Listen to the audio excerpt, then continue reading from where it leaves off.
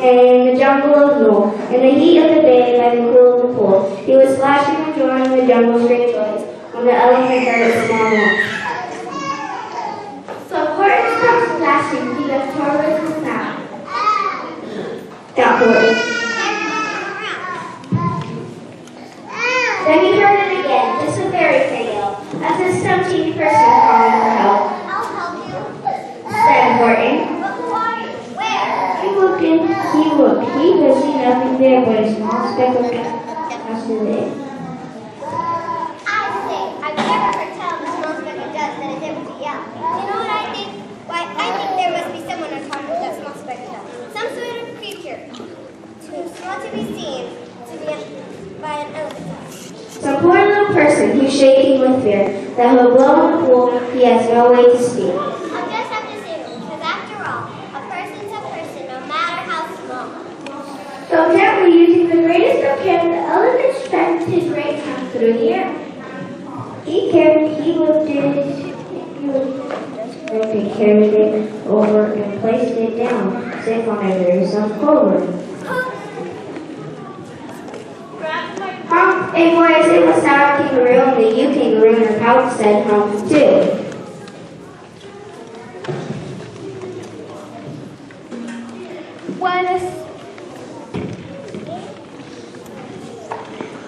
Why the speck was ahead of a pen? I'm person that was, that never has been.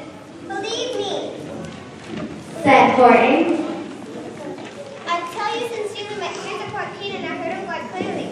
I know there's a person out there. Quite likely there's 2, 3, even 4. Quite likely a family, for all we know, a family with children is starting to grow. So please, Horton said. as a favor to me, try not to disturb them. Just please let them. I think you're crazy. Laughed the sour kangaroo, the young kangaroo in her pouch said. We're the biggest silly in the jungle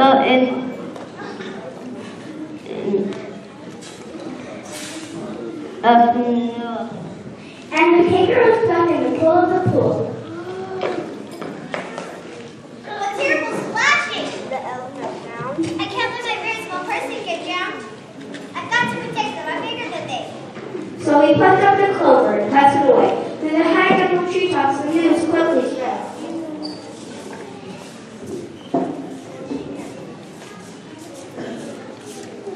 He talks to a dense speck. He's out of his head. Just look at him walk with that speck of that flower. And Horton almost an hour. Should I put the speck down? Horton thought was If I do, these small persons may come to great harm. I have to protect them. I can't put it down, and I won't. After all, a person's a person, no matter how small. Then Horton stopped walking. The speck voice was talking. The voice was so faint he could just barely hear it. Speak up, please. Said Horton. He put his ear near it. My friend, Came the voice.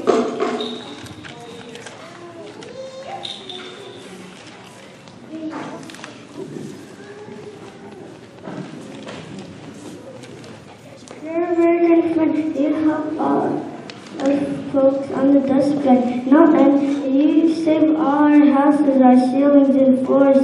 You save all our churches and grocery stores. you mean you have buildings there too?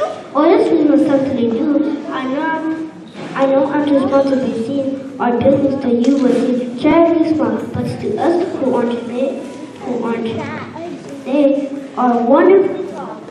My town is called Whoville, for I am the Who, and we Who's are all thankful and grateful to you. And Horton called back to the who's of the town. You're safe now, don't worry. I won't let you down.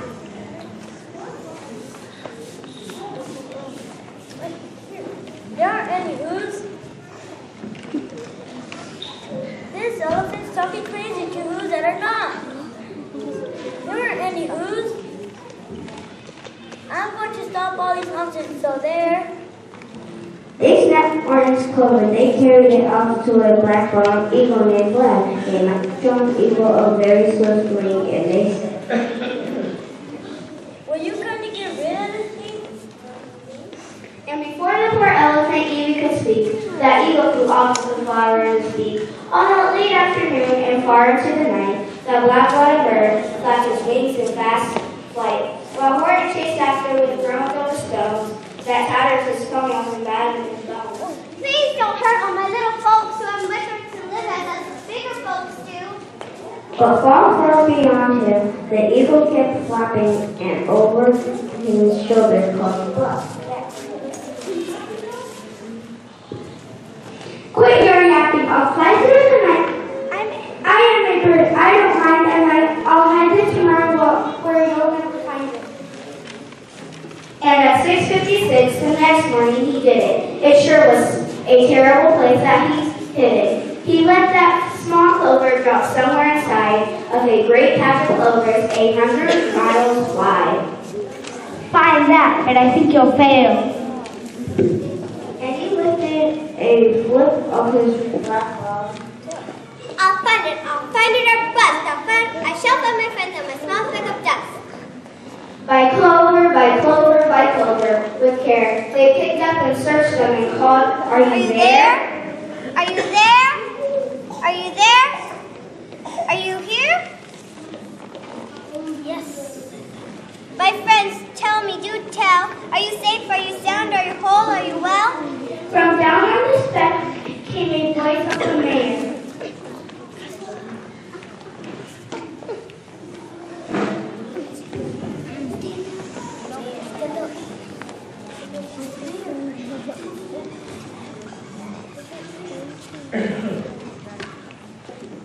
William is in trouble, much more than I shared, and we dropped it. We went so hard that our crocker was stopping, our teapots are broken, our rocking chairs smashed, and our petrol trial blew up when we crashed. So Horton, please, let's stick by us, this is why we're making repairs. Of course I will stick. I will stick by you, folks, small folks who thin and through thick.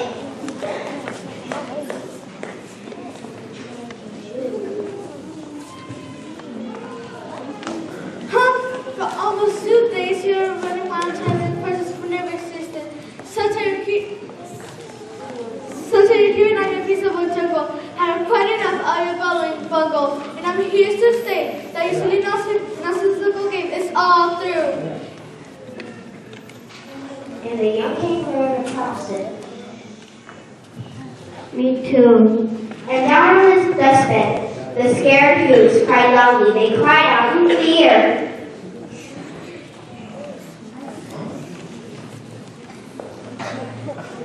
We are here. We are here. We are here. We are here.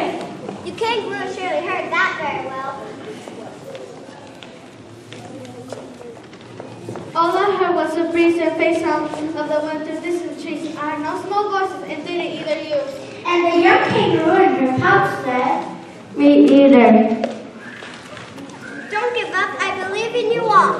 A person's a person, no matter how small. And you very small persons do not have to die to make yourselves heard, so come on now and try. All over Newville, they whooped up a racket, they rattled to kettles, they beat on brass pans, they blew on bazookas, they gossiped too, some clarinets and flutes. Great gusts of loud racket rang high through the air. They rattled and shook the whole sky, and the hoots called up through the whole howling and through the woods.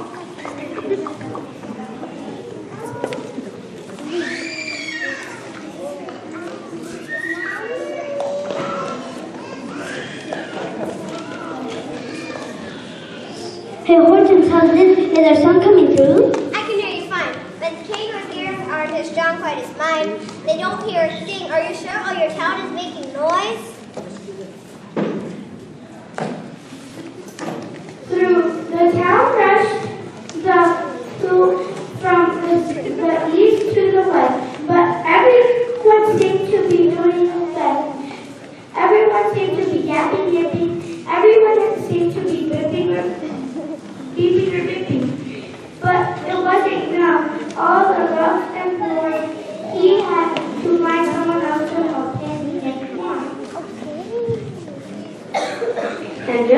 he felt he was getting nowhere and almost about to give up in despair.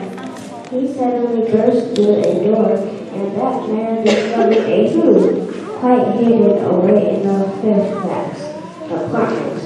A very small food named Jojo was standing on bouncing a yo-yo. Not making a sound, not a yip, not a chirp, and who rushed inside.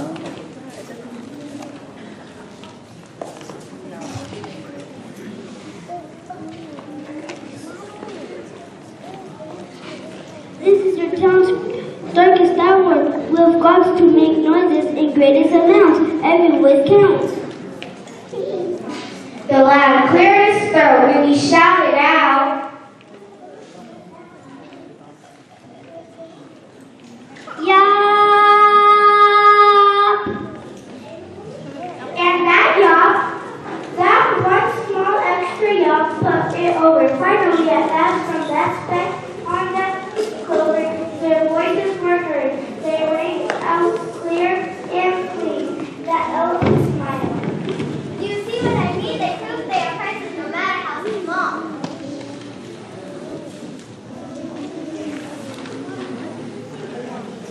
And the whole town, their whole world is saved by the smallest of all. How to? Yes, how to. From now on, you know what I'm planning to do? From now on, I'm going to protect them with you. Murder Pouch said. Me too.